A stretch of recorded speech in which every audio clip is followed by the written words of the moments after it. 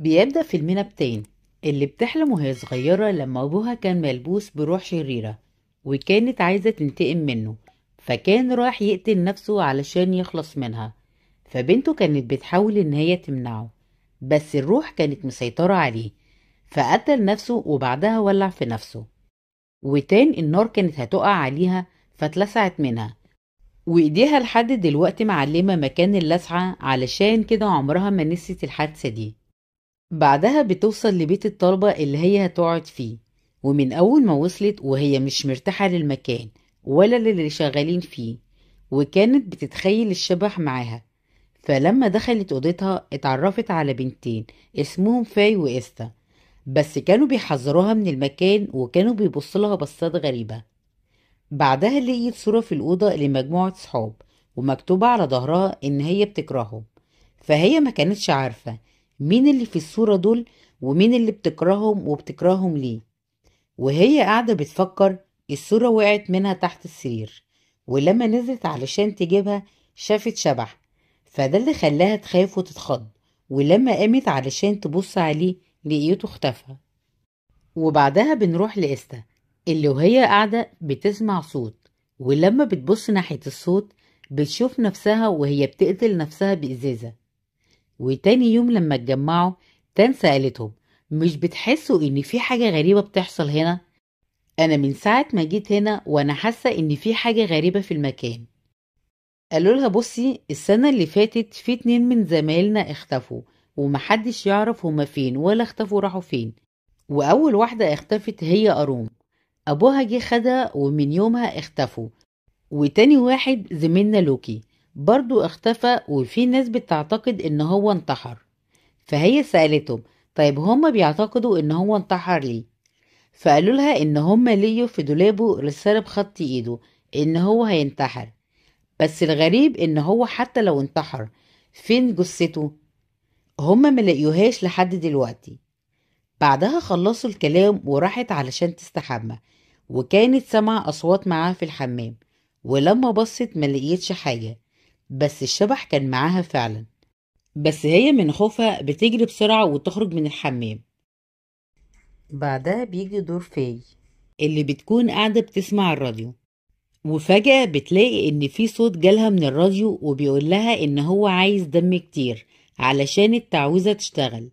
وفجأة باب الأوضة فتح لوحده، فهي قامت تشوف مين اللي فتحه. فالشبح برضو كان معاها، بس هي ما كانتش شايفاه. وأول ما خرجت من الأوضة الباب اتقفل لوحده، فده خوفها أكتر. ولما دخلت الأوضة كانت سامعة صوت، فلما قربت من الشباك ظهرت لها الشبح وشافتها. وبعدين بنسيبها في خوفها وبنروح للتاني اللي بتنام وبتشوف زميلها روكي وإيه اللي حصله ليلة اختفائه. فشافته وهو بيكتب الرسالة، وكانت في قوة شريرة بتتحكم فيه، وكانت بتطلب منه دم كتير، وكان بيقتل نفسه. والشبح كانت واقفة معاه وبتطلب منه كده. بعدها جري من الأوضة وراح عند بير، والشبح كانت لسه مسيطرة عليه، وبعدها بتأمره إن هو يقتل نفسه. وفعلا ذبح نفسه ووقع في البير. وتان جريت علشان تنقذه، وكان البير كله متغرق بالدم بتاعه. فهي حاطة ايدها على البير لقيت نفسها ان هي حاطة ايدها على الدم بتاعه، فقامت من النوم مخضوضة ولقيت ان ايدها متغرقة دم زي الحلم بالظبط. فراحت عند البير اللي شافته في الحلم، ولقيت جثة لوكي فيه. فبلغوا الشرطة، ولما أصحابها استغربوا هي عرفت ازاي، قالت لهم ان هي شافته في الحلم. فهم استغربوا وقالوا لها يعني انت بتشوفي الحاجات اللي حصلت؟ طيب كويس، انت كده ممكن تعرفي مكان أروم واختفت فين. فخدوها علشان ممكن تعرف مكانها، وراحوا بيت أروم وكان مهجور من يوم ما اختفت هي وابوها علشان يدوروا فيه.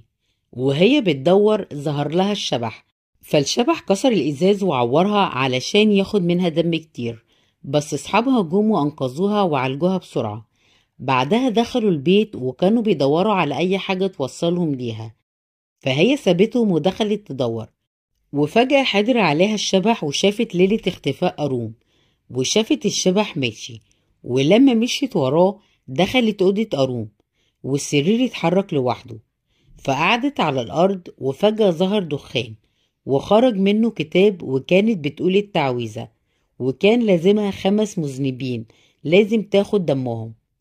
بعدين أصحابها جم وفوقوها، ولما فاقت ملقيتش الكتاب موجود، بس لقيت التعويذة. فقالوا إن هما لازم يتصرفوا ويوقفوا التعويذة دي قبل ما كلهم يموتوا. تانا قالت لهم وانا مالي بالحوار ده كله، انا ماليش علاقة باللعبة دي، انتوا اللي دبستوا نفسكوا فيها وانتوا اللي تحلوها. قالوا لها لا، انت المختارة لان التعويذة هي اللي اختارتك وعرفتك مكان لوكي وجابتك هنا، وانت اللي هتقدري توقفي التعويذة. فترجوها ان هي تساعدهم لان الدور الجاي على فاي. فوافقت تساعدهم وبدأت الشغل. فالشبح حضر وكان رافض ان هو يسيبهم، وكان بيهددهم وبيوعدهم ان هو هيجوزهم للشيطان وياخدهم وياخد نسلهم ويبقوا عبيد للشيطان، وان هو هينتقم من ال5 اللي اختارهم. وبعد ما خلصوا روحوا. ولما البنات نزلت من العربية، الشبح جه لزي صاحبهم وكان بيحاول ان هو يقتله. ولما البنات شافوه وراحوا للشبح، الشبح اختفى بسرعة، وبعدها ظهر لفاي علشان يقتلها. وبعدها بيسيبها وبيروح لتان علشان يوريها ان في شخص مع استا، وان الشبح بتقتل الشخص ده بتخنقه بالسلك. ولما بتفوق بتلاقي ان السلك اللي اتقتل بيه موجود في ايدها. وبعدها بتعرف ان الشخص اللي هي شافته ده يبقى عم استا، وعرفت ان استا هي اللي حضرت الشبح علشان تنتقم من عمها، علشان كان بيعاملها وحش من وهي صغيرة. ولما تان طلبت منهم كتاب التعويذة علشان محدش تاني يموت، استا رفضت تديهولها غير لما تخلص مهمتها. ولما فشلت ان هي تاخده منهم سابتهم وراحت علشان تنام. فجت لها الشبح وكانت بتطلب من تان ان هي تساعدها. ولما صحيت عرفت ان عم استا مات. فهي كده اتأكدت ان استا هي السبب في موت عمها، وده اللي زعلها لان هي حست بالذنب. فخدت جنب منهم. بعدها جالها زميلها هاميس وقال لها ان الشلة دي كلهم واطيين وما ينفعش حد يصاحبهم، وهما السبب ورا اختفاء أروم. قال لها انا هحكي لك الحوار كله. زمان لوكي وزا اتراهنوا مين هيعرف يصاحب أروم، وزا هو اللي عرف يصاحبها. وعلشان يثبت لهم انتصاره بعت صورها لروكي ولزمايله كلهم، وبسبب الصور دي هي اتفضحت. وقال لها على فكرة أنا صورتك أكتر من صورة وانت واقفة عند جثة لوكي. ولما بصت في الصور اللي هو اداها لها لقيت إن في شبحين واقفين جنبها، منهم شبح أروم. وفي الوقت ده استا خدت شعر تان علشان تعمل عليها طقوس السحر، وهي اللي تموت المرة الجاية. وفاي كانت بره بتحاول تمنعها تعمل كده، بس استا ما سمعتش كلامها وعملت اللي هي عايزاه. بعدها خرجتها وهجمت على فاي وخدت منها جزء من شعرها برضو، وده اللي خوف فاي وخرجت تهرب من البيت. فظهر لها الشبح وسيطر عليها. بعدها خلاها تشيل عيونها وكان عايز يقتلها. وفي الوقت ده زا كان واقف ومش عارف ينقذها. وتان كانت لسه بترغي مع هميس، وعرفت ان الكتاب اللي مع استا اصلا بتاع أروم، وكانت على طول شايلاه معاها.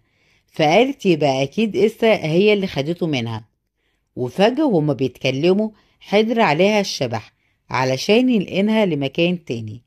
وكانت سامعة صوت حد بيطلب المساعدة، ولما راحت لقيت ان في 5 رجالة خاطفين ست. وبعدها الست دي عملت كتاب فيه تعويذة وكتبت فيه ال5 أسماء رجالة اللي خطفوها علشان الشبح ينتقم منهم، وإن هي هتخلي حياتهم جحيم. ومش هما بس، ده كمان هتنتقم من عيالهم وأحفادهم. ومن ضمن الأسماء كان اسم جدها موجود. وبعد كده الست ولعت في نفسها، واللعنة هتصيب أحفادهم وهيعبدوا الشيطان وهتبقى عيشتهم مرار. وإستا هناك لسه بتعمل طقوسها الشيطانية، وكانت بتحضر الشبح، وكانوا عايزين تان علشان تبقى الضحية الجاية.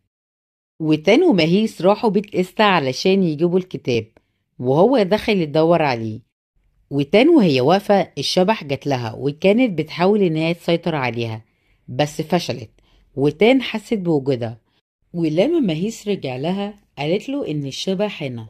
وفجأة هما بيتكلموا إزاز الشباك اتكسر وطار عليهم ومهيس مات. وفجأة ظهرت لها الشبح تاني وطلبت منها المساعدة، فقامت ومشيت وراها. فودتها يوم اختفاء قارون، وشافت إن أبوها لقاها بتعمل طقوس شيطانية، فخاف عليها وخدها وحبسها في مكان علشان ما تأذيش نفسها. وفجأة الشبح ظهرت لها وقتلت أبوها، وقارون شربت دم أبوها علشان التعويذة تفضل موجودة. بعدها تان فاقت في نفس الأوضة اللي قارون محبوسة فيها، ولقيتها إن هي لسه محبوسة من ساعتها وعايشة، فحاولت إن هي تفكها. وقبل ما تفكها جات لها إستا ومعاها هميس اللي طلع ما ماتش، وكانت بتهددها بيه. والشبح في الوقت ده كان مسيطر عليها، وتان كانت بتحاول إن هي تفوقها علشان ما تقتلوش، بس إستا ما سمعتش كلامها وراحت قتلته. بعدها فاقت وعرفت إن هي قتلت ماهيس، وهي زعلت وما كانتش عايزة إن هي تقتله. بس بعدها فجأة الشبح حضر عليها تاني وخلاها إن هي تقتل نفسها. وكده مش باقي غير تان اللي الشبح فضلها. وقارون فكت نفسها، والشبح كان مسيطر عليها، وكانت بتتوعد تان إن هي هتقضي عليها هي وعيالها وأحفادها، وإن هم هيبقوا تابعين ليها. وتان لما فقدت الأمل إن هي تعالجها أو تخرج الشبح منها، راحت قررت إن هي تقتلها علشان تخلص من لعنتها. وبعدها خدت الكتاب وحرقته علشان تخلص من لعنة الكتاب نفسه. وبعدها بنروح لفي اللي دخلت مستشفى أمراض نفسية بعد ما الشبح ظهر لها وخلاها تشيل عيونها. وبعدها بنشوف صاحبهم اللي اتسجن علشان أروم انتحرت بسببه. وتان شافتهم هما الاتنين وهما بيموتوا، ولما فاقت استغربت ازاي لسه بتشوف كده مع ان هي حرقت الكتاب. وبعدها فتحت الكتاب اللي معاها، فلقيته ان هو كتاب التعويذة، وان هو ما اتحرقش ورجع تاني. فلقيت ان كل اللي معاها في الاتوبيس هم مجرد اشباح علشان الشبح تعرفها ان لعنتها لسه مستمرة معاها. وبس كده يكون خلص ملخص فيلمنا.